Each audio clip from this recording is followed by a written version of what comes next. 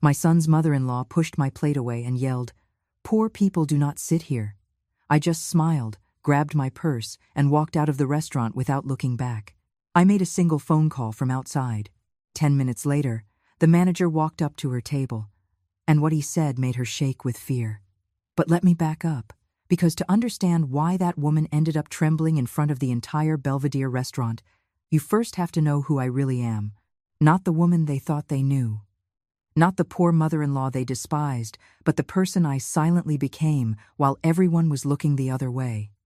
My name is Evelyn Hayes. My friends call me Evie, and I wear my 68 years with pride. I live in a modest 2-bedroom apartment in Bridgeport, a working-class neighborhood in Chicago. The walls have cracks I never bothered to fix. The hardwood floor creaks at night, and from my window, I can see the street where every morning Mr. Henderson sells coffee and hot bagels from his rusty food cart. To anyone who walks in here, I am just an ordinary widow, a woman surviving on her late husband's pension, who shops at the corner grocery store, who looks for the best deals on tomatoes, who saves glass jars because you never know when you might need them. I wear cotton blouses I bought 10 years ago. My shoes have worn soles but are well taken care of. There are no visible luxuries, no showing off. And that is exactly what I want them to see. Because the truth, the real truth, is very different. I inherited something from my husband, Thomas, that no one imagined. When he died 12 years ago, everyone assumed he left me barely enough to survive. What they did not know is that Thomas and I built, in absolute silence, a restaurant chain. 12 locations spread all over the city, from discreet little diners on the South Side to upscale, elegant restaurants in the Gold Coast. Hayes Hospitality Group, valued at $45 million, and I am the sole owner. Why did I never say anything? Because Thomas's death taught me a painful lesson. When people know you have money, they change. Their smiles become self-serving. Their hugs become calculated. Their words are rehearsed. I saw distant relatives appear out of nowhere, asking for loans they never intended to pay back. I saw how they looked at me like a walking ATM. So I made a decision. I kept the secret. I lived simply. I let the world see me as a humble widow. And I watched. I watched who visited me without expecting anything in return. Who called me just to ask how my day was going. Who loved me for being Evelyn, not for what Evelyn could give them. My only son, Lucas, does not know the full truth either. He is 35 years old. He is an architect, an honest man who works hard. I taught him to value hard work, not an inheritance. He knows his father left him something, but he thinks it is barely enough for my quiet retirement. And me? I preferred it that way. I wanted him to build his life with his own 2 hands, not waiting for his mother to pass away so he could live off trust funds. Lucas was always a good son. He visited me every Sunday. He brought me fresh blueberry muffins from my favorite bakery. He would sit with me, drinking black coffee while telling me about his projects. I raised him alone after Thomas died. They were difficult years, but beautiful. I thought I had raised him well, until he met Chloe. At first, she seemed charming. A wide smile, a sweet voice, impeccable manners. Lucas was in love, and I just wanted to see him happy. So I kept my first impressions to myself. That gleam in her eyes when she measured my apartment with her gaze. That way of touching my furniture as if it were contagious. That comment about my blouse. "Oh, mother-in-law, are you still wearing clothes from the 90s? How sweet." I bit my tongue. For my son. Always for my son. They got married 3 years ago. The wedding was at an elegant botanical garden in the suburbs. Chloe insisted that I did not need to help with the expenses, with that tone that made it clear my help would be insignificant anyway. During the ceremony, she tried to put me in the back rows for the family photos. "It is just that you clash with the bridesmaids' colors, mother-in-law. It is better if you stay back here, okay?" Lucas did not say anything. He just squeezed my hand and whispered, "Mom, it is her day. Let's just let her be happy." And I did, because a mother's love is unconditional. Or so I thought back then. But things got worse. The family Sundays started getting canceled. "Oh, mother-in-law, we have plans." The phone calls became more scarce. "Lucas is really busy. Should I tell him to call you back later? And when I called, I would hear Chloe in the background. Your mom again. Tell her you are in a meeting. I swallowed the sadness. I dissolved it in my morning coffee. I hid it behind my smile when I finally did see them. I did not want to be the difficult mother-in-law, the one causing problems, the one who exaggerates. But then, I met Victoria Sterling, Chloe's mother. And right there, I understood where it all came from. What happened when that woman walked into my life? What words came out of her mouth the first time we met? You will find that out in just a moment. I should have seen it from the beginning. The signs were there, as bright as neon lights in the dark. But a mother's love is blind. Or worse, it chooses not to see. On the day of the wedding, I arrived early at the garden. I was wearing a burgundy tailored suit I had custom made, especially for the occasion. Nothing flashy, but dignified. Elegant. I felt good, even excited. I was going to watch my only son marry the woman he loved. What more could I ask for? Chloe appeared wrapped in tulle and lace, radiant, as every bride should be. But when she saw me, her perfect smile wavered for just a second. Her eyes looked me up and down, and I knew I had failed some invisible test. Mother-in-law, she said, approaching with measured steps. What an interesting outfit. Interesting. That word people use when they cannot say what they really think. Thank you, sweetie, I replied, trying to hug her. But she stepped back slightly, barely touching my shoulder. Careful with the makeup. It is not set yet. The photographer started organizing the family for photos. Chloe stood in the center, surrounded by her parents, her sisters, her cousins. An army of beautiful people with coordinated pastel dresses. I stood to the side, waiting for my turn. All right, now the photos with the groom's family, the photographer announced. Chloe raised a hand. Wait, let's do the photos with just Lucas and his groomsmen first, the others later. I stood there, holding my purse, feeling like a piece of furniture in the way during a move. Lucas looked for me, and I could see the discomfort on his face. But Chloe had already taken him by the arm, dragging him toward the center garden where the light was perfect. They took 20 photos, 30, 50, with the groomsmen, with the groom's friends, with the venue's dog, for crying out loud. When they finally called me, the photographer was already packing up the main equipment. Just a few quick ones with the cell phone, Chloe said with that sweet voice that was already starting to sound fake to me. It is getting late, and the guests are starting to arrive. 3 photos. They took 3 photos of me with my son on his wedding day. But I swallowed it. I smiled, I clapped when they said, I do. I cried when they kissed, because despite everything, my son looked happy. And his happiness was the only thing that mattered to me. Or was it?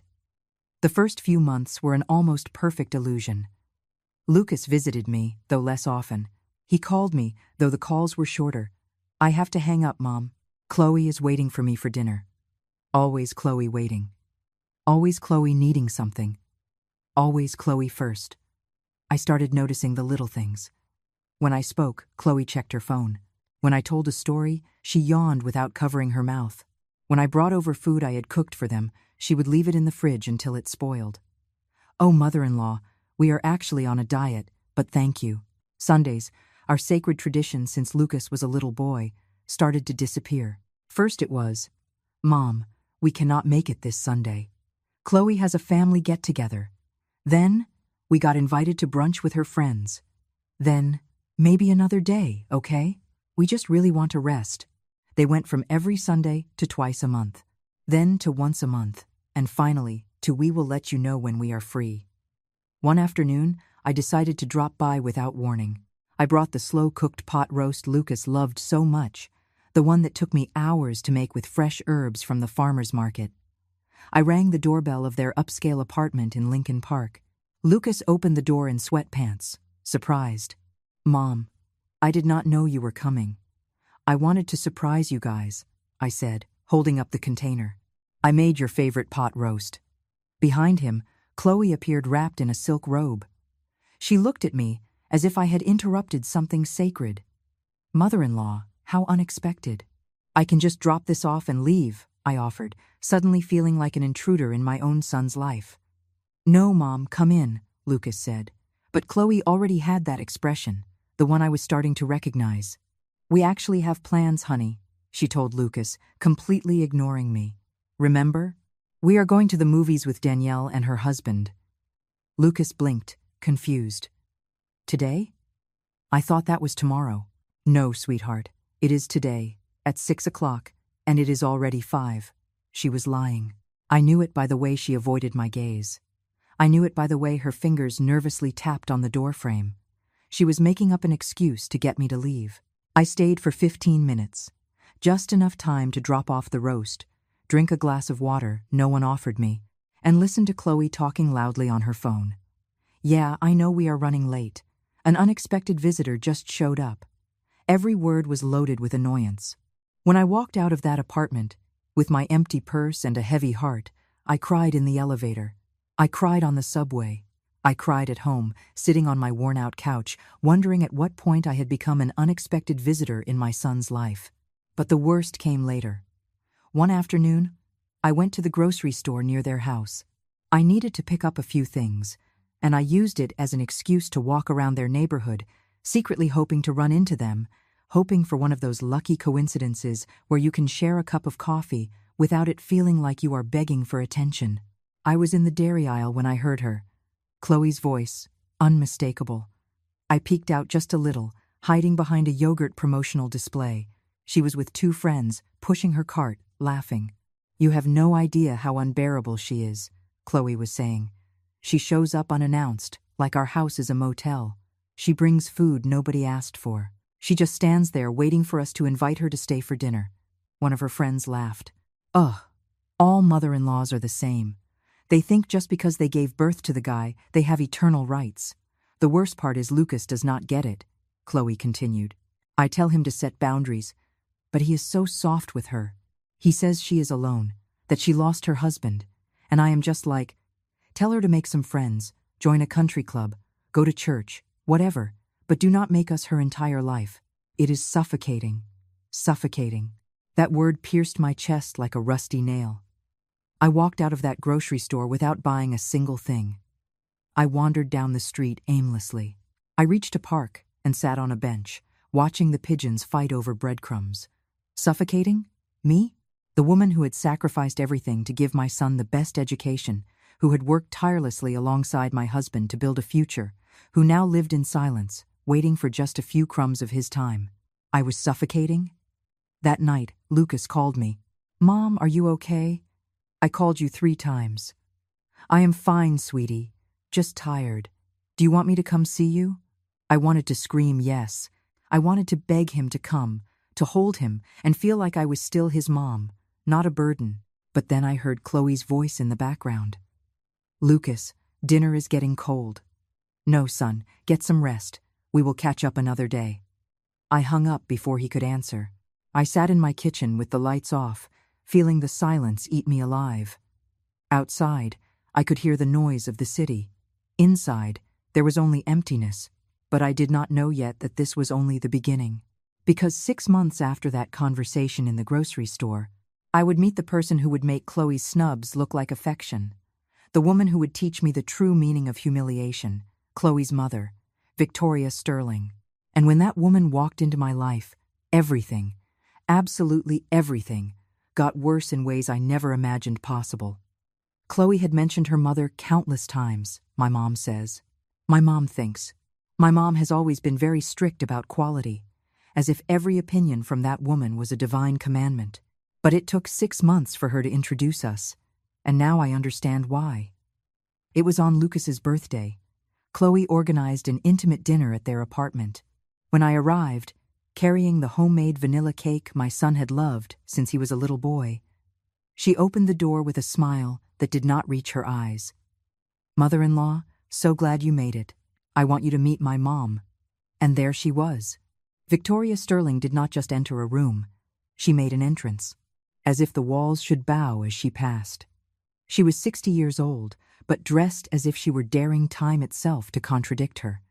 An ivory suit that screamed old money, stiletto heels that echoed on the floor, a pearl necklace so large it looked like armor.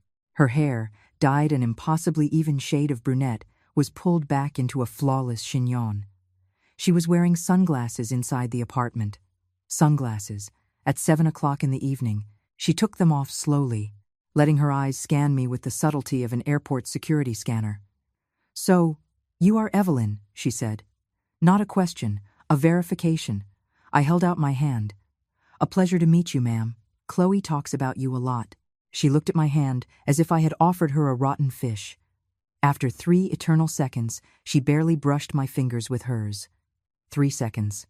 I counted them. "Have a seat, Mom," Chloe said, pointing to the main armchair, the most comfortable one, the one I usually sat in when I visited my son.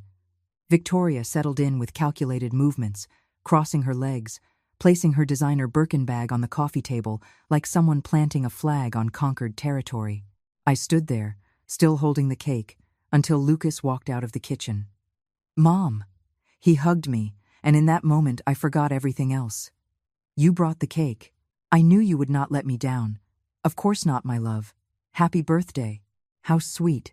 Victoria called out from her throne. "Homemade cake, just like in the country."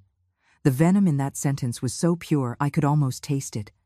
Dinner was an interrogation disguised as polite conversation. Victoria handled her questions the way a corporate lawyer handles witness testimonies. "Tell me, Evelyn, what did your husband do for a living?" "Thomas had a food business." "Oh." A pause. "Something large or more?" "Mom and pop?" "Successful," I replied, measuring my words. "It allowed us to live with dignity." "Dignity?" Victoria repeated, tasting the word as if it were sour. "What a cute concept. I always tell Chloe, you have to aspire to more than just dignity. You have to aspire to excellence." Lucas tried to change the subject. "And how is your business going, Victoria?" She lit up, wonderfully. "I just finished organizing the wedding for the Harrington girl. Do you know them? The owners of those high-rises downtown. 500 guests. A budget of over $100,000. All under my direction." She spoke as if she had built the Egyptian pyramids all by herself.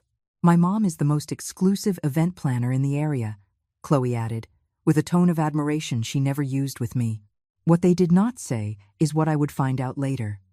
That Victoria planned small parties for acquaintances, modest events that she inflated with pompous words.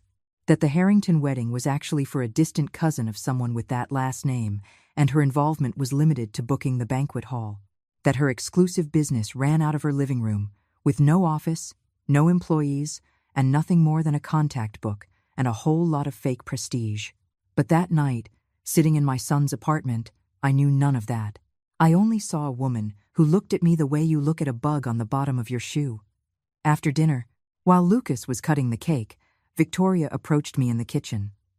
I was washing a few dishes because my hands need to stay busy when I am nervous.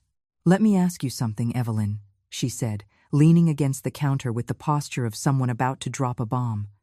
"How exactly do you support yourself now? Because I understand your husband passed away years ago."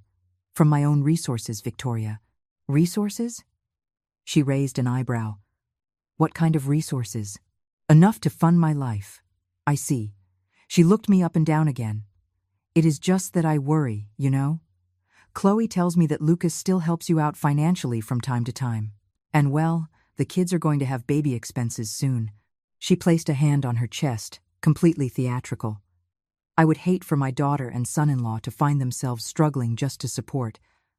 Well, you know what I mean. I felt my blood boil, but I kept my voice calm. "Lucas does not support me.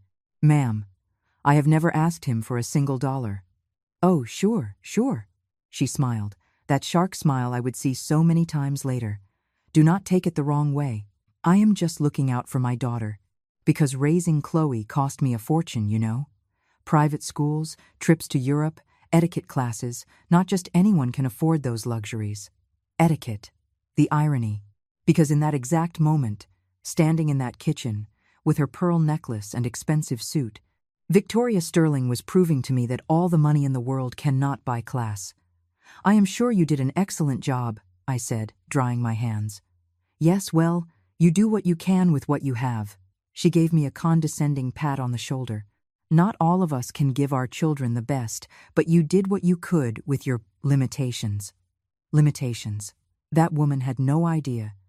She was standing in the kitchen of an apartment I could buy 20 times over without blinking.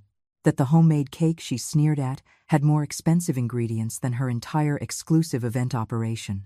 That the limitations she kept mentioning were pure fantasy born of her classist mind.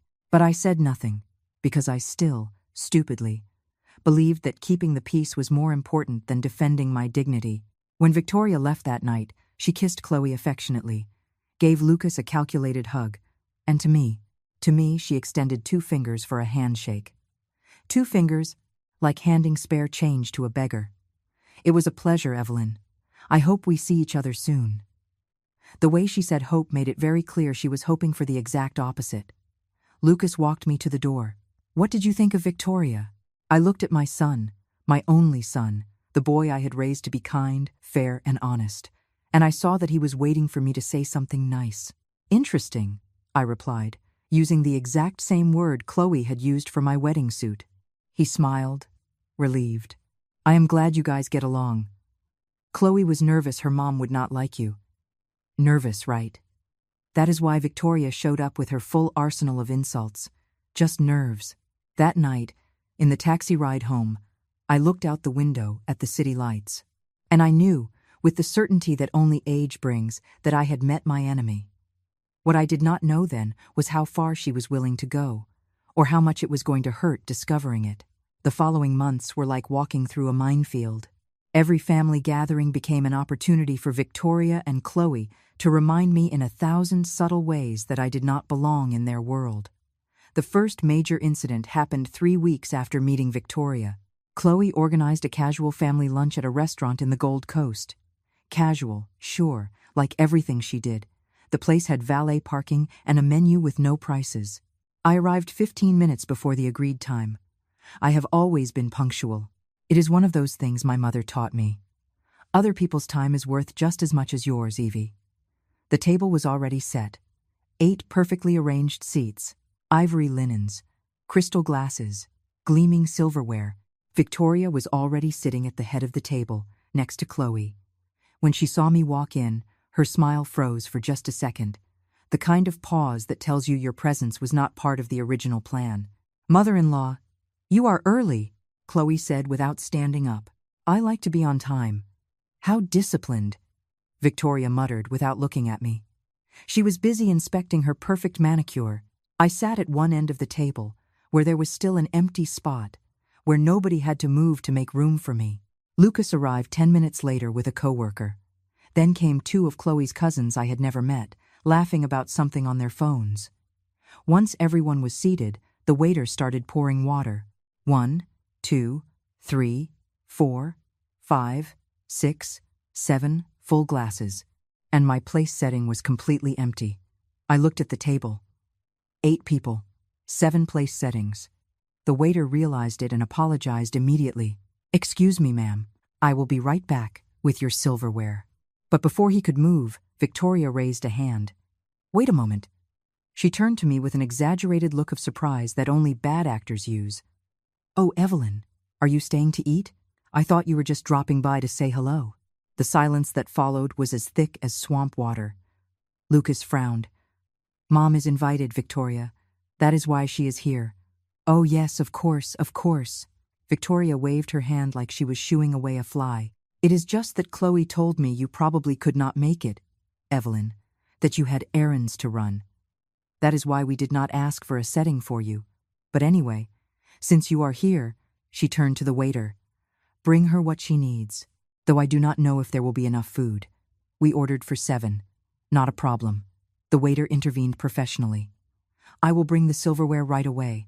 But the damage was already done. Chloe's cousins exchanged glances.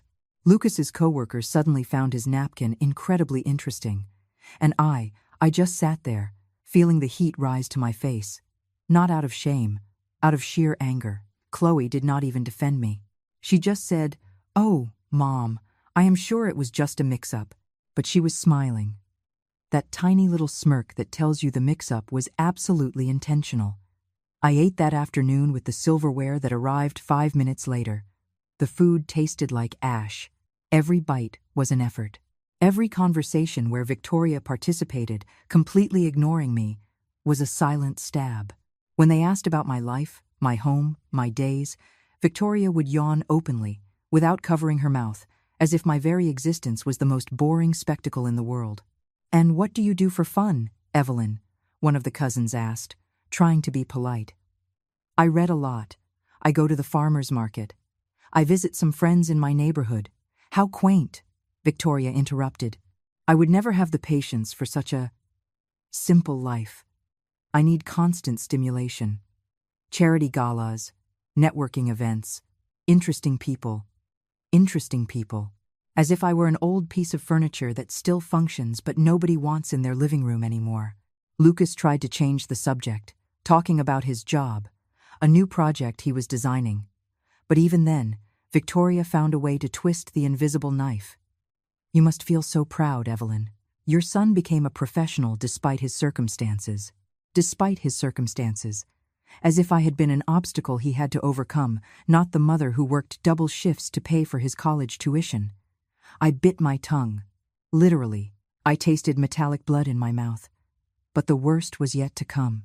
2 months later, Chloe announced she was pregnant. I got the news over the phone.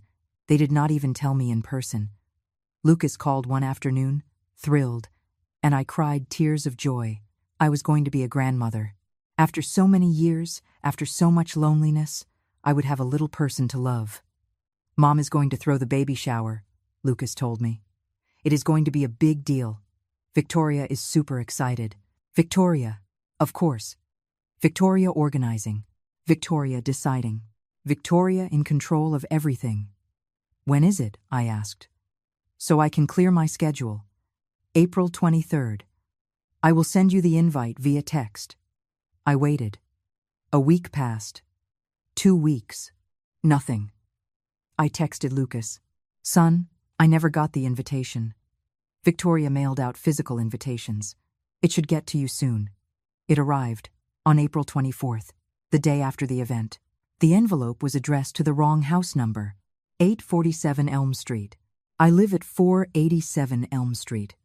An error so convenient it hurt. I called Lucas immediately. "Son, the invitation was sent to the wrong address. The baby shower was yesterday, wasn't it?" There was a pause. "Mom, yeah. We thought you did not want to come. Since you did not RSVP, I never got the invitation on time." Another pause. Longer this time. "Let me talk to Chloe." He did not call back that day, or the next. When he finally did, 3 days later, his voice sounded exhausted. "It was a post office error, Mom. Victoria feels terrible about it." "Terrible?" "Sure. I saw the photos on Facebook. 80 people. Pink and gold decorations. A 3-tier dessert table. Victoria in the center of every picture, glowing, accepting congratulations as if she were the one pregnant. And me? I was not even tagged, as if I had never existed. But I told myself, when the baby is born, everything will change. When I hold my granddaughter in my arms, none of this will matter." How naive I was. On September 14th, at 3:42 in the morning, Harper, my granddaughter, was born. 8 pounds of perfection wrapped in a pink blanket. Lucas called me crying with joy. "Mom, she is here. She is beautiful. Come to the hospital." I got dressed, shaking with excitement. I did not even brush my hair properly. I grabbed the first taxi I could find. I made it to Northwestern Memorial Hospital in 30 minutes. I ran up to the 4th floor, maternity ward, room 412. When I got to the door, Victoria was standing there, blocking the entrance. "Evelyn." She did not greet me. She just said my name, like someone identifying a package. "I am here to meet my granddaughter. Visitors are strictly for immediate family only." She crossed her arms. "Chloe just had a C-section. She needs peace and quiet. Crowds stress her out. I am her grandmother. I am family. Immediate family," she repeated. Every word was a stone. "You can see the baby another day. When Chloe is feeling better. When there are fewer people around." I looked over her shoulder. Inside the room there were at least 10 people. Chloe's sisters, her cousins, her dad, her aunt. Everyone holding Harper, passing her from arm to arm, taking selfies. Victoria. My voice broke. Please. I am sorry. She did not sound sorry at all. Chloe's orders. She does not want any extra visitors today. Lucas appeared at the door right then. When he saw me, his face lit up. Mom, come in. Come meet Harper. But Victoria stopped him with a hand on his chest. Lucas, we already talked about this. Chloe needs to rest. She cannot handle a crowd. And my son? My son who should have defended me. Who should have said, this is my mother and she is coming in. He just nodded weakly. Mom, maybe it is better if you come tomorrow. Chloe is really exhausted. I stood in that hospital hallway, holding the stuffed giraffe I had bought for my granddaughter, with tears burning my eyes, watching Victoria shut the door in my face. And in that moment, something inside me broke, but I still did not know how much more I could shatter. For 3 months after Harper was born, I lived in a strange limbo. I saw my granddaughter in tiny increments. 15 minutes here, half an hour there. Always when it was convenient for Chloe. Always supervised. As if I were a dangerous stranger instead of her grandmother. Every night, I went to bed with a knot in my stomach. The sleeping pills the doctor prescribed stopped working. I started waking up at 3 in the morning, my heart racing, sweating. I thought about Lucas, about Harper, about how they had erased me from their lives without anyone lifting a finger to stop it. I stopped eating right. Why cook when you are alone? My famous pot roast lost its meaning. The homemade cookie dough stayed in the freezer until it was freezer burned. I drank black coffee in the mornings, and sometimes that was all I had until night. Stress has a silent way of collecting its debts. One December afternoon, I was folding laundry in my bedroom. I had just washed the sheets and the smell of fabric softener filled the apartment. Outside, I could hear the kids in the building playing in the courtyard. Happy voices, laughter. Suddenly, the room started spinning. The walls shifted like they were made of water. My legs turned to cotton. I tried to grab onto the nightstand, but my hands wouldn't respond. The last thing I remember is the hardwood floor rushing up to meet my face. I woke up to the sound of sirens. Mrs. Higgins, my neighbor from apartment 302, was kneeling next to me. The ambulance is coming, Evie, hang in there, don't go to sleep. What happened? My voice sounded thick, distant. You passed out. I knocked on your door to borrow some sugar and I heard you fall. I had to get Frank to open the door. The paramedics arrived. Bright lights, rapid-fire questions. They lifted me onto a stretcher. Everything was blurry, like watching the world through a fogged-up window. In the ambulance, one of them checked my blood pressure. It is through the roof. Are you diabetic, ma'am? No. Are you sure? I was not sure of anything in that moment. They called Lucas. He was the only emergency contact listed on my ID. He rushed to the hospital 40 minutes later, looking frantic. He ran over to the gurney where they were hooking me up to an IV. Mom, what happened? Are you okay? I tried to smile, to calm him down. But the tears came first. I am fine, sweetie. Just a scare. The doctor walked over with a tablet full of numbers I did not understand. Mrs. Hayes, we need to run a full panel of tests. Your blood sugar is at 380. That is dangerously high. 380. The number hung in the air like toxic smoke. What does that mean? Lucas asked. It means your mother has advanced diabetes. Based on these levels, it has likely been developing for months without treatment. But she never said anything. Often the symptoms are confused with fatigue or stress. The doctor looked right at me. Have you been under a lot of stress lately, ma'am? I wanted to laugh. I wanted to scream. I wanted to say, stress? You mean apart from being treated like garbage by my son's family? But I just said, a little. They admitted me to stabilize my levels, a shared room on the 3rd floor. The bed next to mine was empty, covered in white sheets that smelled like bleach. Lucas stayed with me, holding my hand, apologizing for things that were not his fault. I should have noticed, Mom. I should have visited more. I should have. It is not your fault, son. But it was. A little bit. It was everyone's fault. At 8 o'clock that night, Chloe and Victoria arrived. I heard them before I saw them. The sound of Victoria's heels clicking down the hallway like hammers. They walked into the room carrying an expensive perfume that clashed violently with the smell of antiseptic. Lucas, you need to go home. Chloe said without even looking at me. Harper has not stopped crying. She needs you. But my mom… Your mom is fine. Look at her. She is awake. She is conscious. The doctors are taking care of her. Go home. I will stay here. A lie. We both knew it was a lie. But Lucas was exhausted, worried, torn between two women pulling him in opposite directions. Will you be okay, Mom? I nodded. Because that is what mothers do. We lie so our children will not suffer. Lucas left, and I was left alone with them. Victoria walked over to the window, staring out at the street as if the view fascinated her. What a stark place. I have never been in a public hospital. It is a good hospital, I said, my voice barely a whisper. She turned to me. Evelyn, forgive me for being blunt, but you have to take better care of yourself. At your age, and with your lifestyle, the body keeps score. My lifestyle. As if living simply was a disease. Chloe was standing by the door, talking on her phone loud enough for me to hear. No, Mom, it is nothing serious. You know how older people are. Every little thing and they panic. A nurse walked by, adjusting my IV. She looked at me with pity. That kind of pity they give you when they know you are surrounded by people who do not love you. Victoria sat in the chair next to my bed, crossing her legs. Do you know what I think, Evelyn? I think this is stress, pure stress. And stress comes from not keeping busy. You should get out more, find some hobbies, instead of staying cooped up in that apartment waiting for Lucas to call. Every word was a needle sliding under my skin. I do not wait around. Of course you do. She smiled. That condescending smile I knew all too well by now. And that generates anxiety, which generates stress, which generates this. She pointed at my body hooked up to machines as if it were evidence in a trial. Chloe walked back into the room. Lucas just got home. I am heading out too. Are you coming, Mom? In a minute.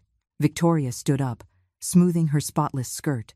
She leaned over my bed, bringing her face close to mine, and with a voice so low only I could hear, she said, Stop looking for attention, Evelyn. Lucas has his own family now. Stop being a burden. She backed away before I could reply, before I could even process what she had just said.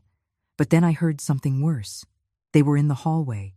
I could see their shadows cast on the wall, and their voices drifted clearly through the cracked door.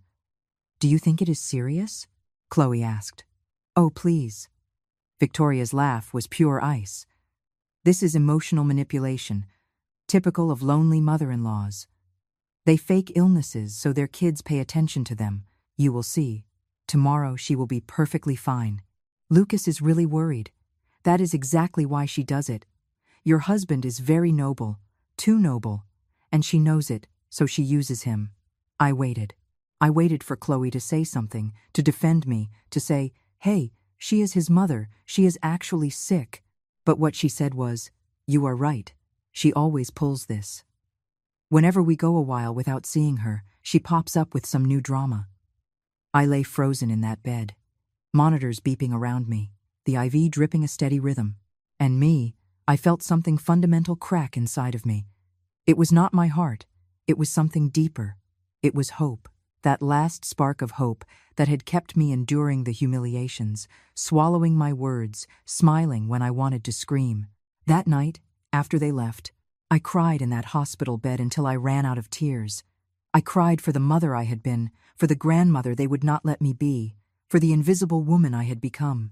And for the first time in my life, I wondered if I had failed. If I had failed as a mother by raising a son who could not stand up for me.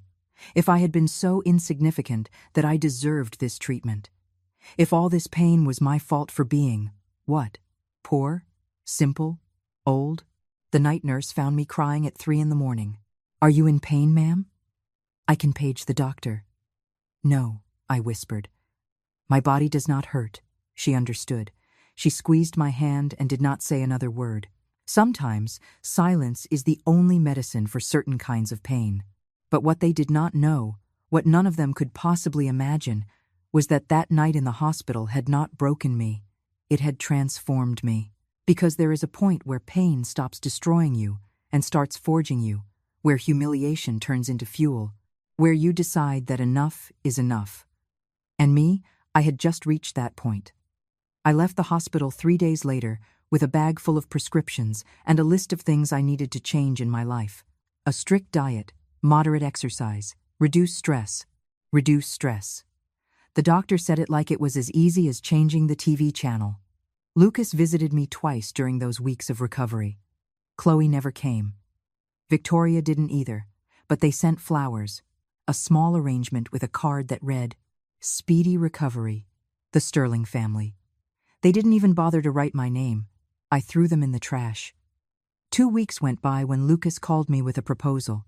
"Mom, I want us to have lunch together, all 4 of us. You, me, Chloe, and Victoria, as a family." My first instinct was to say no, to make up an excuse. But then I heard something in his voice, something that sounded like a plea, a desperate need for everything to be okay between the people he loved. "Where?" I asked. "At the Belvedere, in the Gold Coast. Saturday at 2 o'clock. The Belvedere, one of the restaurants in my chain. One of the most elegant, with imported linen tablecloths and antique silver cutlery, with a chef who had won international awards, with a 2-month waiting list to get a table that I could secure with 1 phone call.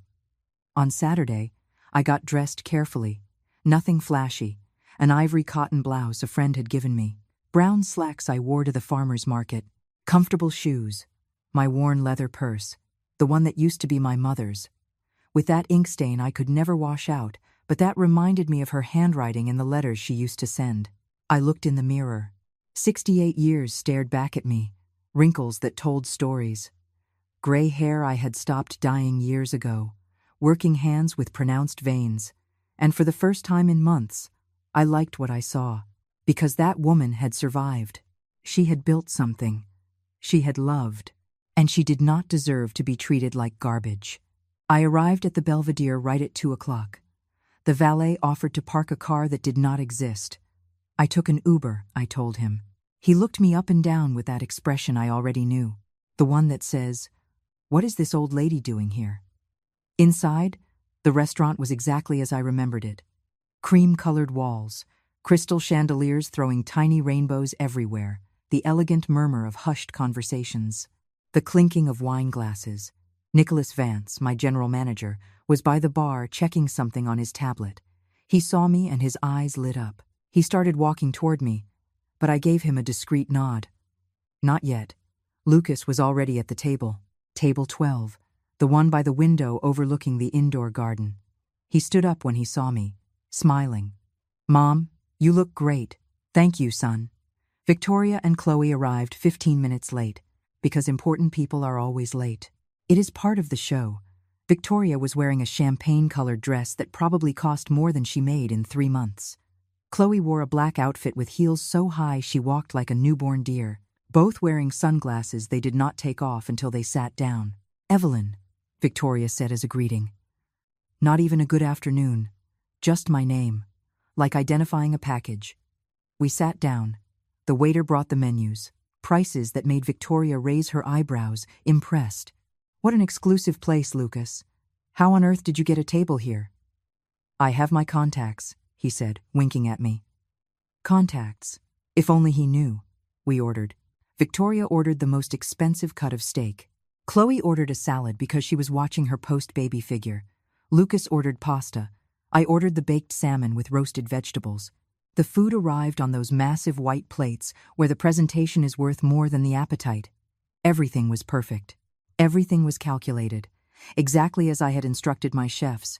We were halfway through the meal when it happened. Victoria picked up her wine glass and looked at me over the rim. "Evelyn, I am just curious. How do you pay for meals at places like this? Because this must cost." "What? $100 a person?" $150 to be exact. I knew that because I had designed the menu with the chef. "I manage," I replied. "Sure, but seriously, on your pension." She left the sentence hanging, waiting for me to feel obligated to explain my financial life to her. I didn't. That irritated her. I saw her clench her jaw, her fingers drumming on the tablecloth. And then she did it. She reached out. She grabbed my plate. She shoved it roughly toward the center of the table, causing my fork to clatter loudly enough to make the nearby tables turn their heads. Poor people do not sit here. Her voice sliced through the restaurant like a knife. This is a place for people of class. People who understand what elegance means. Not for. She looked me up and down. Not for people who just crawled out of a discount market. The silence that followed was absolute. Everyone in the restaurant was staring at us. A waiter froze mid-pour at another table. The sommelier stopped breathing. Even the background music seemed to halt. Chloe laughed. A nervous laugh, but a laugh nonetheless. Mother-in-law, just know your place. This isn't a soup kitchen. I looked at Lucas, waiting, begging for him to say something. Anything. He sat there mute, paralyzed. His mouth open, his eyes wide, like a child witnessing a car crash and not knowing what to do. And something inside me, something that had been cracking for months, finally shattered, but not inward, outward. I stood up, slowly, with the dignity of someone who has lived too long to let anyone steal the last thing they have left. I took a deep breath. The air smelled of expensive food and even more expensive perfume. You are right, I said. My voice was calm, steady, unwavering. There are places where I do not belong. I picked up my purse. That worn-out purse they despised so much. But not because I am poor. I looked them directly in the eyes, first Victoria, then Chloe. But because I have dignity, something neither of you could buy with all the money in the world. I walked toward the exit, head held high, back straight, firm steps. I heard Lucas stand up. Mom, wait. But I did not stop. I walked out of the restaurant. The cool afternoon air hit my face. There was a large oak tree outside, its autumn leaves falling onto the sidewalk. I stopped beneath its shade. I pulled out my phone. I dialed a number saved as office emergency. Nicholas Vance answered on the second ring. Mrs. Hayes, is everything all right? Nick, I am right outside the Belvedere. I need you to come out personally. Right now. Table 12. Bring Julian with you and the VIP reservation book. Is there a problem? Let's just say it is time some people met the real owner of the restaurants they love to show off in. I could hear his grin through the phone. On my way. 3 minutes. I hung up. I sat on a park bench across the street. From there, I could see the entrance to the restaurant, see the movement inside, see the silhouettes of Victoria and Chloe celebrating their petty little victory, celebrating that they had finally humiliated me, celebrating that they had finally put me in my place. I looked at my reflection in the phone screen, and I smiled, because for 40 years I built an empire in silence. I tolerated their contempt out of love for my son. I made myself invisible because I thought it would protect me. But today they crossed a line they didn't even know existed, and I was not going to be invisible anymore. Never again. From my bench in the park, I watched the entrance to the Belvedere like someone watching a play waiting for the final act. Leaves fell around me, forming a golden carpet on the concrete. The late afternoon sun painted everything gold, almost poetic, almost perfect, almost justice. I pulled a tissue from my purse and wiped a tear that had escaped. Not from sadness, from pure rage. Indignation crystallized in salt water. 40 years building what I had. Being prudent, being invisible. Thomas and I worked 14-hour days when we opened our first diner. A tiny little place on the south side that barely anyone knew about. We washed the dishes ourselves after closing. We counted every penny. We dreamed of every expansion. When Thomas died, everyone expected me to sell. What do you want a business for, Evelyn? You are a woman. You are a widow. You don't understand these things. But I proved them wrong. Without making any noise, without showing off, just by working. I bought the second restaurant, then the third, then a small failing chain. I lifted it up, polished it, turned it into something highly profitable. 12 restaurants, $45 million, employees who depended on me, families who ate because of the decisions I made every day from my discreet office downtown. And this woman, this Victoria Sterling, who thought she was the queen of the universe, had pushed my plate away like it was trash. I checked my phone. 3 minutes since the call. Nicholas should be arriving. And then I saw him. Nicholas Vance stepped out with the presence of a man accustomed to being in charge. Tall, confident, wearing a charcoal suit that clearly cost more than Victoria's entire wardrobe combined. Behind him came Julian Brooks, the floor manager. Julian was a nervous man by nature, but right now he looked like he was about to have a meltdown. They walked straight to table 12. Victoria looked up, slightly annoyed by the interruption. Yes? Julian cleared his throat. His hands were shaking. Excuse me, is one of you Mrs. Evelyn Hayes? Victoria laughed, a short, dismissive laugh. No, thank God. That woman already left. Why? Nicholas took a step forward. Allow me to introduce myself. Nicholas Vance, General Manager of Hayes Hospitality Group. He pulled out a business card and placed it on the table. Mrs. Evelyn Hayes is the president and sole owner of our company. The silence that followed was so thick you could cut it with a knife. Chloe stopped breathing. Lucas went pale. Victoria blinked. Once. Twice. Excuse me? Mrs. Hayes, Nicholas continued, his voice professional but ice-cold, is the owner of this restaurant, and 11 other establishments across the city. Hayes Hospitality Group has an estimated value of $45 million. Julian opened his tablet with trembling hands. Today's reservation was made by Mrs. Hayes personally. Table number 12. Under her corporate account, he showed the screen to Victoria. There it was, clear as day. VIP reservation, E. Hayes, President, HHG, Table 12, 2:00 p.m., CEO. Victoria's face went from pale white to a sickly green. Her lips trembled. The hand holding her wine glass began to shake so violently the liquid spilled onto the white tablecloth. That is. She couldn't finish the sentence. Impossible? Nicholas smiled. But it was not a kind smile. I assure you, it is entirely real. Mrs. Hayes built this business with her late husband 40 years ago. After his passing, she took full control. She has been an exceptional leader, discreet, but exceptional. Chloe had dropped her phone. But she lives in Bridgeport, in a tiny apartment. She shops at discount stores. Her clothes, that is her choice, Nicholas cut in. Mrs. Hayes prefers to live simply. It is not my place to judge my boss's personal decisions, but it is my responsibility to enforce her instructions. The word boss dropped like a bomb.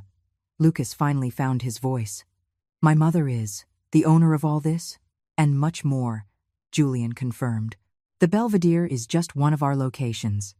We have a presence in River North, Lincoln Park, West Loop, Lakeview. Victoria stood up abruptly. Her chair tipped backward with a loud crash that made every nearby table turn to look. This is ridiculous. That woman cannot be. She is. She is a... What? Nicholas stared her down. A humble woman? A widow who dresses simply? Someone you thought you could look down on? The venom in his tone was unmistakable. Mrs. Hayes continued. She instructed me to inform you of the following. You are no longer welcome on any of our properties. Not in this restaurant, nor in the other 11. The ban is effective immediately and will last for 6 months. After that time, you may request that the restriction be lifted. You cannot do that, Victoria shrieked. Her voice had lost all its elegant composure. It was high-pitched, desperate. This is discrimination. I will sue. I know lawyers. You are well within your rights, Nicholas replied without flinching. But I remind you that this is a private business. Mrs. Hayes has every right to decide who she serves, especially after you publicly humiliated her in her own establishment. Chloe started crying, tears of sheer panic, not sadness. I didn't know, if I had known. What? Julian asked. Would you have treated her better? Would you have respected her? How interesting that respect only matters when there is money involved. Lucas stood up. His face was a mixture of shock, shame, and something that looked like horror. I need to talk to my mother. Where is she? You will have to ask her that yourself, Nicholas said. My job was only to deliver the message and ensure you understood the consequences of your actions. He turned on his heel and started to walk away. Julian followed, but before leaving, he turned back to the table. I suggest you leave. Your presence is making our other guests uncomfortable. And he was right. That entire section of the restaurant was staring at them, some with curiosity, others with blatant disgust. Tables were whispering, waiters were exchanging glances. Victoria tried to pull herself together. She lifted her chin, tried to walk with dignity toward the exit. But her legs were shaking so badly she stumbled in her own expensive heels. She had to grab onto a chair to keep from falling. Chloe followed her, her face buried in her hands, sobbing. And Lucas walked like a zombie, like someone who had just discovered his entire reality was a lie. When they reached the entrance, the valet handed Victoria her car keys. She took them with trembling hands. She got into her car, turned the engine on. But she did not move. She just sat there, gripping the steering wheel, her glazed eyes staring into the void. Because in that exact moment, Victoria Sterling understood something fundamental. Her entire little world of facades and pretensions had just collapsed. The woman she had treated like trash turned out to be 1,000 times more powerful than she was. And the worst part was that that woman had had the power to humiliate her from day one. But she chose not to. She chose to give them chances. She chose to be kind. She chose to tolerate. Until they crossed the line. Inside the car, Chloe was sobbing. "Mom, what are we going to do? Lucas is going to divorce me. I know it. I saw how he looked at his mom when she walked out." Victoria did not answer. She couldn't. Because for the first time in her life, she had no answers, no excuses, no one to blame but herself. And that was the worst punishment of all. Lucas found me 40 minutes later. I was still at the park, sitting under the oak tree. I had bought a warm, soft pretzel from a street vendor and was eating it slowly, savoring every bite. The vendor had given me extra mustard, on the house, without me even asking. "To make it taste better, ma'am," he told me with a toothy smile. I saw Lucas run across the street. He dodged 2 cars that honked at him. He didn't care. He had this look of absolute desperation. When he reached me, he stopped, panting, with his hands on his knees like he had just run a marathon. "Mom." I didn't answer. I kept eating my pretzel. "Mom, please, I need us to talk." "Sit down, Lucas." I pointed to the empty space next to me on the bench. He sat down, and then I saw something I had not seen in years. I saw my son cry, not silent tears, full-on sobbing, heaving sobs that shook his shoulders, his face red, his eyes swollen. "Why didn't you ever tell me?" His voice broke on every word. "Why did you let me believe you barely had enough to live?" I finished my pretzel. I wiped my hands with a paper napkin. I threw it in the nearby trash can. Only then did I look at him. "Because I wanted you to love me for being your mother, not for my money. But I do love you. I have always loved you. Do you?" My voice was calm, too calm. "Did you love me when your mother-in-law slammed the hospital door in my face? Did you love me when Chloe laughed at my clothes? Did you love me an hour ago when Victoria humiliated me in public and you just sat there like a statue?" He buried his face in his hands. I know. And I hate myself for it. I was a coward, the worst son in the world. But Mom, I was scared. Scared of what? Of losing Chloe, of her getting mad, of causing problems, and losing me? I looked right into his eyes. "Didn't that scare you?" He couldn't hold my gaze. "Lucas, I raised you alone. Your father died when you were 23. I worked day and night so you wouldn't lack anything. So you could study. So you could have opportunities. And I never, ever asked you for a single thing in return. Because that is what mothers do. They love unconditionally. I know. No, you don't know. I stood up. He stood up too. Because if you knew, you would have defended me. The first time Chloe disrespected me, you would have set a boundary. When Victoria treated me like garbage, you would have said, "This is my mother, and you will respect her, or we are leaving." But you didn't. You chose a fake peace over my dignity. You are right. About everything. I was selfish, weak. But Mom, please? He dropped to his knees in front of me. On the grass. His expensive suit pants getting stained with dirt. Give me the chance to fix this. To be the son I should have been from the start. I looked at him there, on his knees, and my heart shattered. Because he was my son, my only son. The little boy who used to run to me when he scraped his knee at the park. The teenager who cried on my shoulder when his heart was broken for the first time. The man who would hug me on Sundays and say, "I love you, Mom," without me having to ask. But he was also the man who had failed me. "Get up, Lucas." He stood. "I need you to understand something. For 40 years, I built an empire. Alone. After your father died, everyone expected me to fail, to sell, to give up. But I didn't.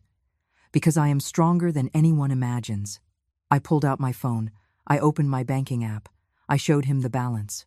$45,352,122.47. His eyes went wide as saucers. "This," I continued, "is just the liquid assets. It doesn't include the properties, the restaurants, the investments. I have enough money to live comfortably for the rest of my life. To leave you an inheritance that would let you retire tomorrow if you wanted. To pay for Harper's entire education through college. Mom, but the money isn't the point, is it? It never was. The point is respect, dignity, genuine love that doesn't depend on bank accounts or social status." I put my phone away. "Lucas, I love you. You are my son and you always will be. But I am not coming back into your life if Chloe and Victoria are still in it." He froze. "Are you asking me to get a divorce?" "No. I am asking you to make a choice. A conscious decision about what kind of life you want to live, with what kind of people, under what values. But Harper deserves to grow up watching her father stand up for what is right, respecting others, treating people with dignity regardless of their appearance or bank account. Is that what she is learning right now? Watching how her mother and maternal grandmother treat people?" He couldn't answer. "I am not rushing you," I said, softer now. "Take your time. Think about it. Talk to Chloe. See if she can really change. If Victoria can learn anything from this. But in the meantime..." "What?" "I need distance. Time to heal. To remember who I am beyond just being your mother." The tears returned to his eyes. "For how long?" "I don't know. As long as I need." He started pacing in circles, pulling at his hair. "This is my fault. All of it. If I had just been stronger, if I had set boundaries from the beginning." "Yes, I agreed. But what matters now isn't the past. It's what you are going to do differently from here on out." He stopped in front of me. "Can I hug you?" I thought about it. Part of me wanted to say no. I wanted him to feel the rejection I had felt. But he was my son, and a mother's love is complicated. Yes, he hugged me, tight, desperate, as if he feared I would disappear if he let go. "I am sorry," he whispered in my ear. "I am so sorry, Mom. I am going to fix this. I promise you. Promises are easy. Actions are hard." I pulled away from him. "Go home, Lucas. Think. Decide. And when you are ready to talk, you call me." What if Chloe wants to talk to you? Apologize? If her apologies are genuine, I will listen. But, Lucas, I have lived long enough to know the difference between real remorse and panicking over consequences. He understood. He walked away toward his car. Halfway there, he turned back. "Mom, do you hate me?" "No, son. I could never hate you. But I am very, very disappointed." "And that? That hurts more than hate." I watched him get into his car. "Start the engine. Drive away." I sat back down on the bench. The sky was turning orange. It would be dark soon. I pulled out my phone. I had 17 missed calls, 12 from Lucas, 5 from unknown numbers that were probably Chloe or Victoria. I ignored all of them. I dialed another number. My best friend, Barbara. I had known her for 30 years. She actually knew the truth about my life. "Evie, are you okay?" "Barb," I said. "Something huge happened today. Tell me." And I told her. Everything. From the restaurant, to the reveal, to the conversation with Lucas. When I finished, she was quiet for a moment. "You know what I think, Evie?" "What?"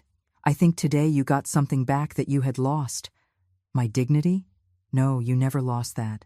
You got your voice back. And that is worth more than all the millions in the world." I smiled. For the first time in hours, a real smile. You are right, Barb. You are absolutely right. The next few days were a deafening silence. Lucas didn't call. Chloe didn't either. It was as if they had fallen into a black hole, and I was on the other side, watching the void. But other things did happen. On Monday morning, Nicholas called my cell. Mrs. Hayes, you have 3 messages at the office. From who? All from a Victoria Sterling. She says it is urgent that she speaks with you, that there has been a misunderstanding. Misunderstanding? What a convenient word. Delete them, I ordered. All of them? All of them. And if she calls back, tell her Mrs. Hayes is permanently unavailable for her. Understood. But Victoria didn't give up that easily. On Tuesday, she showed up at my building. Frank, the super, buzzed me on the intercom. Miss Evie, there is a lady down here claiming to be your family. Should I let her up? What is her name? Victoria Sterling. Of course. No, Frank. She is not family. And I do not want to see her. She says she is not leaving until you come down and talk to her. I looked out the window. There she was, standing on the sidewalk, wearing a dress that probably cost what Frank made in 3 months. But something was different. She didn't have her sunglasses on. She didn't have that queen-like posture. She looked small. I went down. Not for her, but because I didn't want her causing a scene that would bother my neighbors. When I walked out of the building, she ran toward me. Well, tried to run. The heels didn't help. Evelyn, thank you. Thank you for talking to me. I didn't say anything. I just looked at her. I need you to understand. I didn't know who you really were. If I had known. If you had known what? I interrupted. Would you have treated me with respect? Would you have treated me like a human being instead of trash? How sad that respect only kicks in when there is money on the table. She turned pale. I didn't mean it like that. It is just that. I came from the bottom too. I had to fight tooth and nail to get where I am. And sometimes I misjudge people. Fight? I looked her up and down. Victoria, I know exactly who you are. Do you think I didn't look into you after we met? You organize small parties for acquaintances. You tell people you are a successful businesswoman when you actually live paycheck to paycheck. You are $50,000 in credit card debt with 3 different banks because you insist on keeping up a facade you cannot afford. Her mouth opened, closed, opened again like a fish out of water. How? I have resources, and when someone mistreats my family, I investigate. I found out some very interesting things, like how your exclusive business runs right out of your living room, how the Harrington wedding was for a distant cousin, and all you did was book the hall. How you have lied to Chloe about your financial status her entire life. The tears began to fall down her face. Tears that ruined her perfect makeup. Please, don't tell Chloe. She would die if she knew. She already knows. What? I sent her a full report, with numbers, dates, evidence, because if I am going to be judged for my finances, she might as well know the truth about yours. Victoria swayed. She had to lean against a streetlight. You are going to destroy me. No. My voice was firm. You destroyed yourself. I am just removing the mask. She tried to grab my hand. I pulled away. Evelyn, please. I am begging you. I have debts, creditors calling me day and night, I thought. I thought if Chloe married well, if Lucas... What? You could bleed him dry? I pulled out my phone. I showed her screenshots of text messages between her and Chloe that my security team had recovered. Messages where they planned to ask Lucas for loans to give to her, where they talked about cashing in on the old lady when she croaks. She turned green. I also saw this one. I showed her another message. One where Victoria told Chloe, keep her away. The lonelier she feels, the faster she will die, and Lucas will inherit everything. The silence that followed was absolute. Victoria's eyes filled with sheer terror. I didn't mean it. It was just. I was frustrated. I would never. Get away from my building, Victoria. My voice was ice. Before I call the police, please, just listen. Frank, I called out. The super stepped outside immediately. If this woman ever shows up here again, call the authorities. Understood?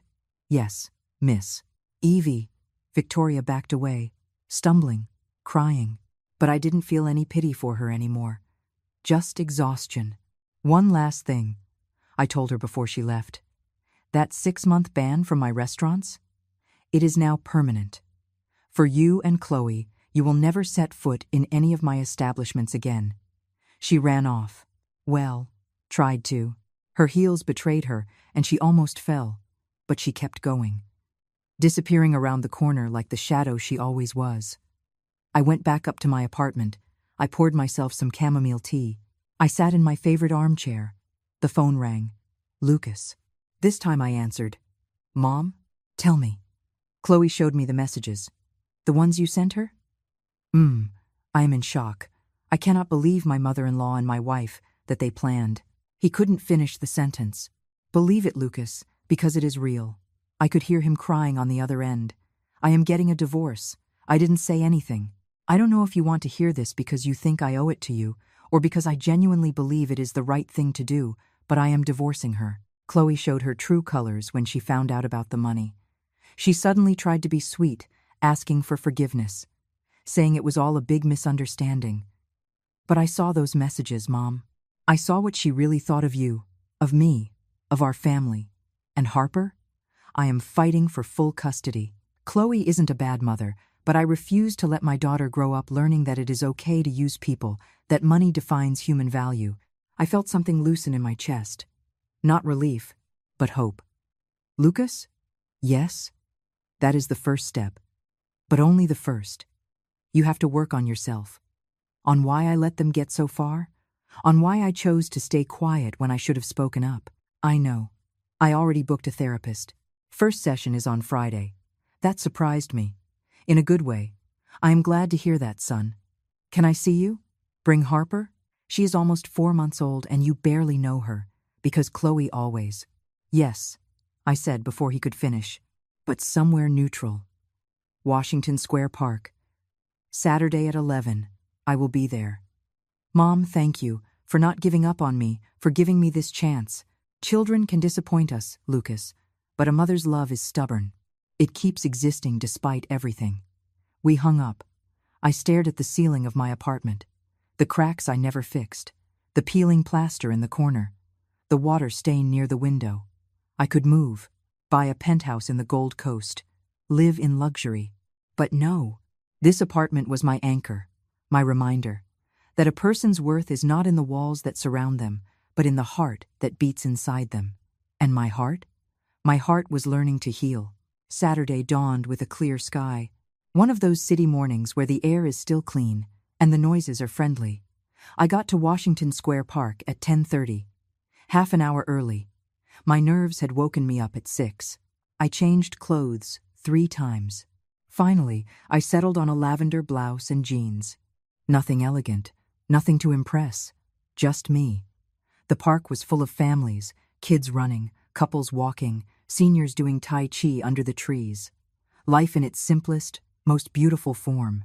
I sat on a bench near the fountain, watched the ducks paddle by. I remembered bringing Lucas here when he was a little boy, how he loved feeding them, how he laughed when the ducks fought over the bread.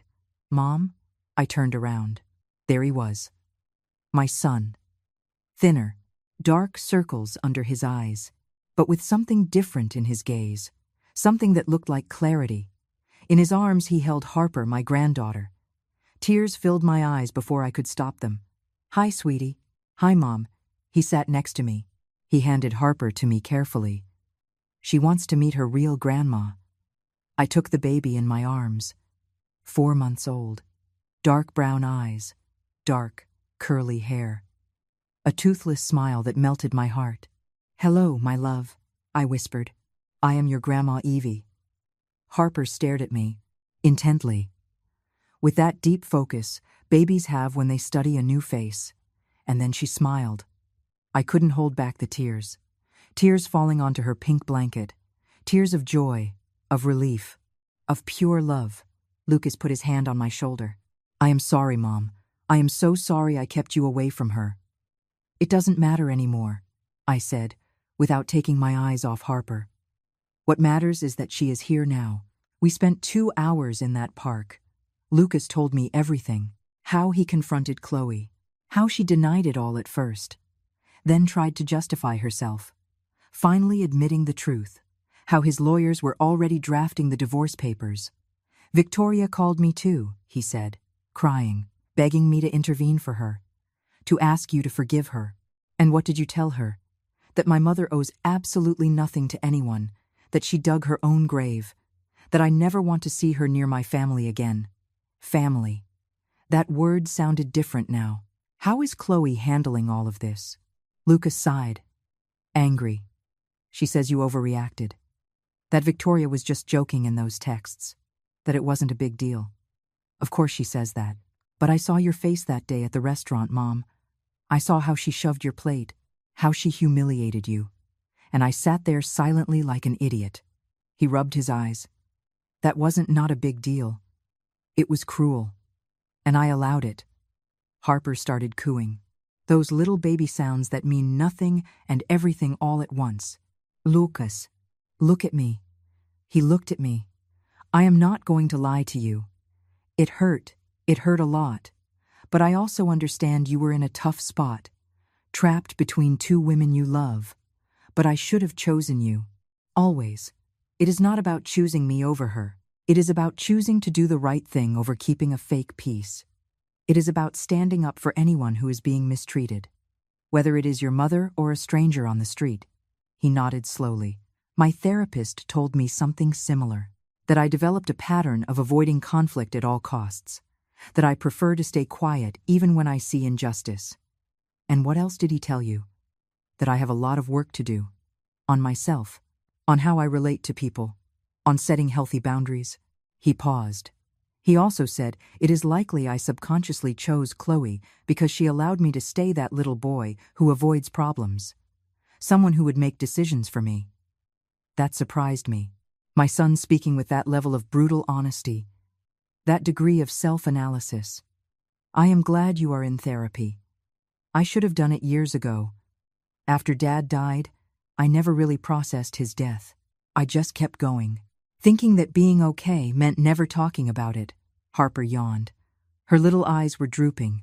The park, the sun, my voice. It was all lulling her to sleep. You know what I would like, Mom? What? To start over. With you. With myself. With Harper. Build a relationship based on honesty. Mutual respect. Not secrets or half-truths. I would like that too. Will you tell me more about the restaurants? About how you built everything? Yes. But not today. Today I just want to be with you two. Meet my granddaughter. Breathe this air. Be a grandmother. He smiled. You know, I have never seen you like this, so, at peace. I looked down at Harper sleeping in my arms. Her soft breathing. Her tiny hands balled into little fists. Because for the first time in years, Lucas, I am not pretending. I am not hiding. I am not being invisible to protect myself. I am just being me. Completely. And that brings peace. We sat in silence. A comfortable silence. The kind you can only share with people who truly know you. Mom, do you forgive me? I thought about it. I really thought about it. Yes. But forgiveness doesn't erase scars. We will have to work to rebuild the trust. Little by little. I understand. And I will. I promise. Promises. There were the promises again. But this time, I wanted to believe him. Harper woke up crying. She was hungry. I brought her bottle, Lucas said, pulling out a thermal bag. Can I feed her? Of course. I gave Harper her bottle, watching her eat, watching her look up at me with those curious eyes while she drank her milk, feeling her warm weight in my arms. It was a happiness so pure it ached. She is going to grow up knowing you, Lucas said. For real. Not just in supervised visits or awkward dinners. She is going to spend weekends with you. She is going to learn how to bake with you. She is going to hear your stories.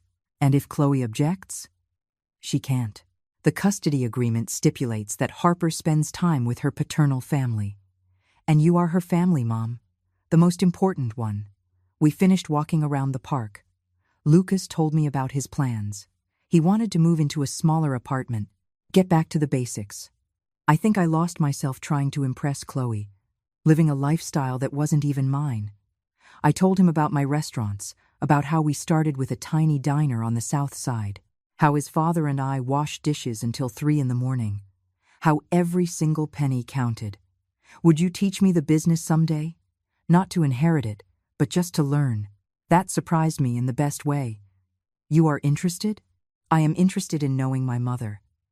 The real one, the businesswoman, the fighter, not just the mom who cooks great food. I smiled. Then yes, I would love to. When we said goodbye that afternoon, he hugged me tight. I love you, Mom, and I am going to prove it to you. Not with words, with actions. That is all I ask, son. I watched him walk away with Harper, watched him buckle her into her car seat, watched him give her a kiss on the forehead before closing the door. And I knew we were going to be okay. Not perfect, not without scars. But okay. 3 years later, I am standing in my office, the real one, the one nobody knew about, the 15th floor of a high-rise downtown, floor-to-ceiling windows, overlooking the entire city. A mahogany desk I inherited from Thomas. Pictures of Harper everywhere. Harper is 3.5 now. She talks like a parrot. She calls me Grandma Evie. She spends weekends with me.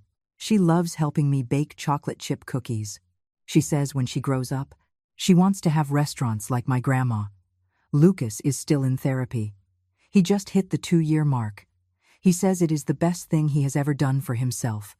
He is dating someone new, a woman named Sarah, an architect like him, down to earth, kind. She brought me flowers the first time we met and asked about my life before talking about hers.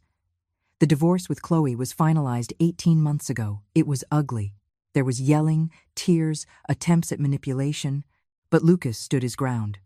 Joint custody fell 70% to 30% in his favor when the judge saw evidence that Chloe had tried to alienate him from his mother. I haven't heard from Victoria directly, but word reached me that she had to declare bankruptcy. She lost her house. She now lives with a sister in Milwaukee.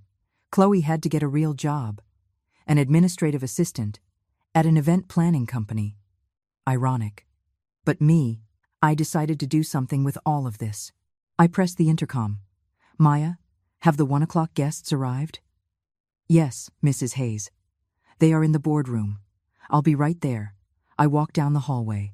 Walls decorated with photos of all my restaurants, awards, plaques for culinary excellence, articles from hospitality magazines. But my greatest pride is in the boardroom. I walk in. There are 12 women sitting around the table. All over 60, all with stories etched into their faces. Good afternoon, ladies. Welcome to the Hayes Foundation for Senior Women, the foundation I started 2 years ago, with a chunk of my fortune, $10 million, dedicated to supporting older women who are victims of familial, economic, or emotional abuse.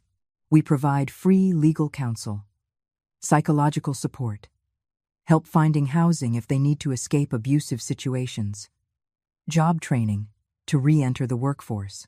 And every month, I sit down with a new group of beneficiaries. I tell them my story, the real one, without filters. My name is Evelyn Hayes, I begin, as always, and for years I made myself invisible because I thought it would protect me from the pain. But the pain came anyway. I tell them about Victoria, about Chloe, about the pushed plate in the restaurant. I see some of them nodding, recognizing their own stories in mine. But I learned something fundamental, I continue. Dignity is not something you beg for, you demand it. And nobody, absolutely nobody, has the right to treat us as less than human just because we are older, because we are women, because we don't have as much money as someone else. One of the women raises her hand. Her name is Ruth, 72 years old. Her children tried to put her in a nursing home just to keep her house. How did you find the courage to fight back? She asks. By hitting rock bottom, I answer honestly. Sometimes we need to fall completely flat to remember that we have legs that can pick us back up. We need our plates pushed away to remember that we also have the right to sit at the table. Another woman, Helen, 68 like me, speaks up. My daughter-in-law tells me I am a burden, that I am in the way, that my son would be better off without me. I walk over to her. I take her hand. Listen to me, Helen. You are not a burden.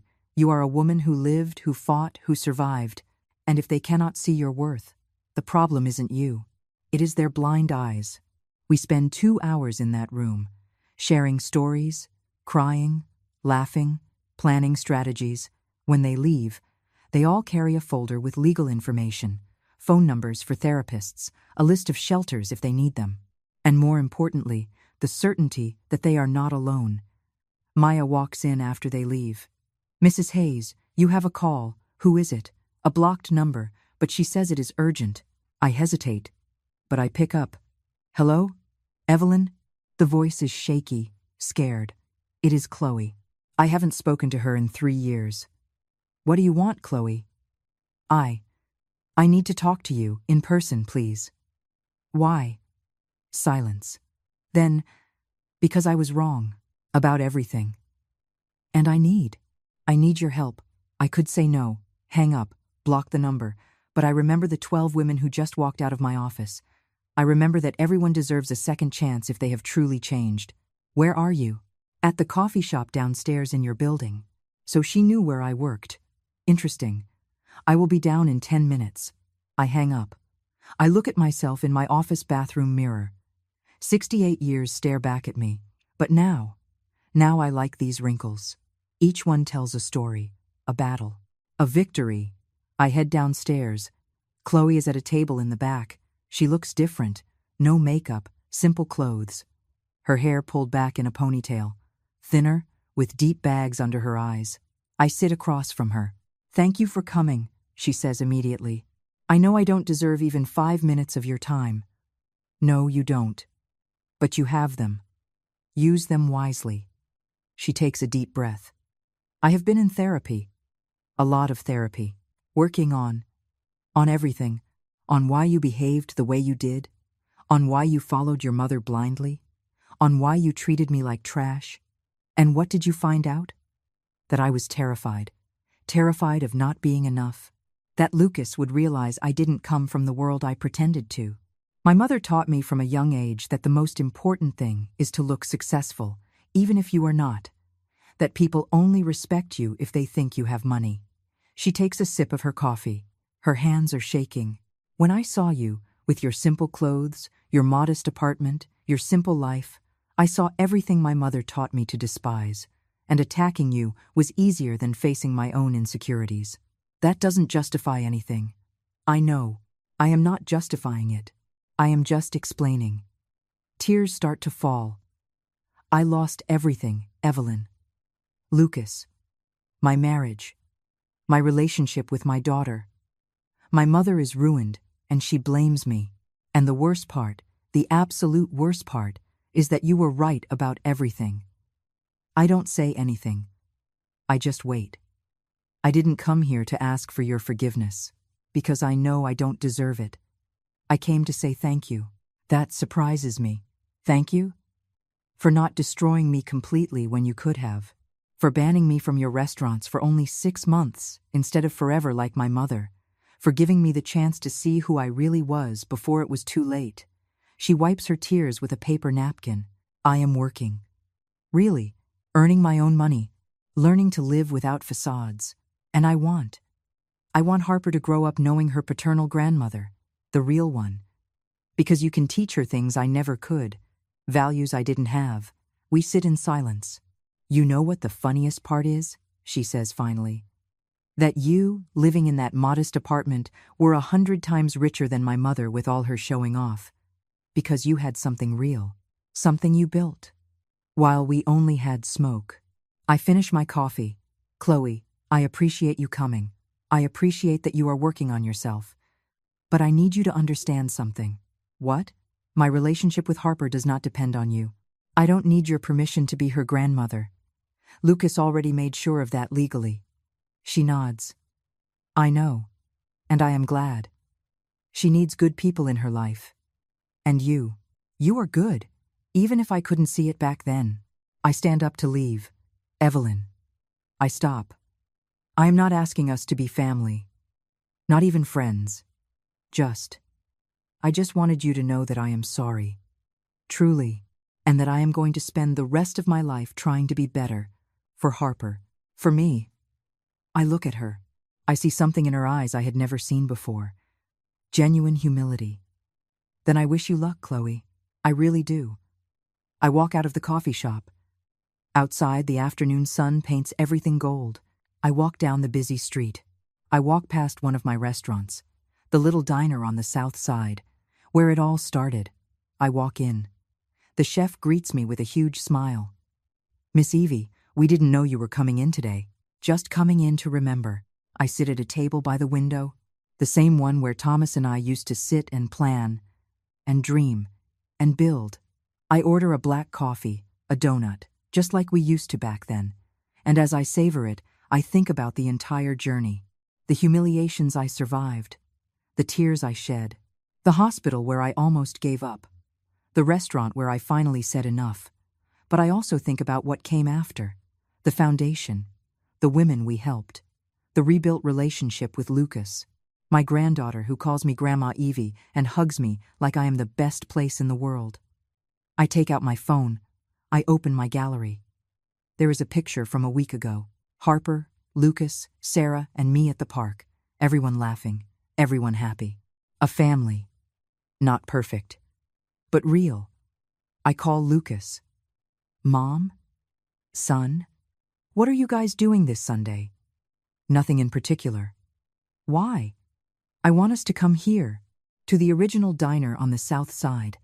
I want to show Harper where it all started. Tell her the story of her grandparents. Teach her that true wealth is not in what you own, but in what you refuse to let them take from you. I can hear his smile through the phone. We would love that, Mom. What time? 2 in the afternoon. And come hungry. I'm going to ask them to make the slow-cooked pot roast. The one your dad loved. Perfect. I love you, Mom. I love you too, son. I hang up. I look out the window. The street is full of people, each person with their own story, their own battles, their own pending victories. And I think, how many of those women are suffering what I suffered? How many feel invisible? How many believe they don't deserve respect because they don't have enough money, enough youth, enough whatever? Too many. But the foundation is growing. Next month we are opening another branch in Dallas, then Atlanta. We are going to keep helping.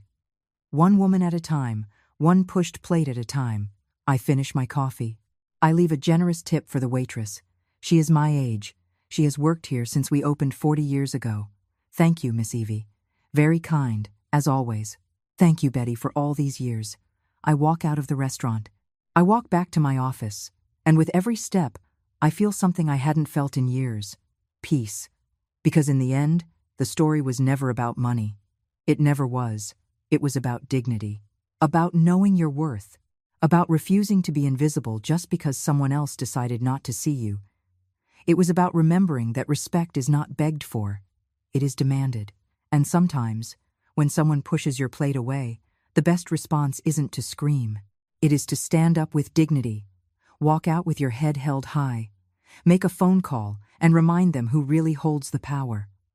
Not for revenge, but to teach them that true wealth isn't in what you possess. It is in what you refuse to let them take away. Your dignity, your worth, your voice. And that is something no one can ever take from you, unless you let them. Final reflection. If this story touched your heart, if you identified with Evelyn, if you have ever felt like someone made you invisible, let me tell you something. You have worth, not because of your bank account, not because of your age, not because of your clothes or your house or your car. You have worth because you are human, because you have a history, because you survived. And nobody, absolutely nobody, has the right to make you feel like less. Tell me, have you ever had to defend your dignity in front of someone who underestimated you? What did you do? Leave it in the comments. I would love to read your story. And if this confession made you reflect, like, share, and subscribe to keep discovering life stories that remind us of what truly matters. Let me know where you are watching from. That way I will know this story reached you, reached your city, and reached your heart, because in the end, we all deserve a seat at the table, not as tolerated guests, but as the valuable people we truly are. Never forget that. The end.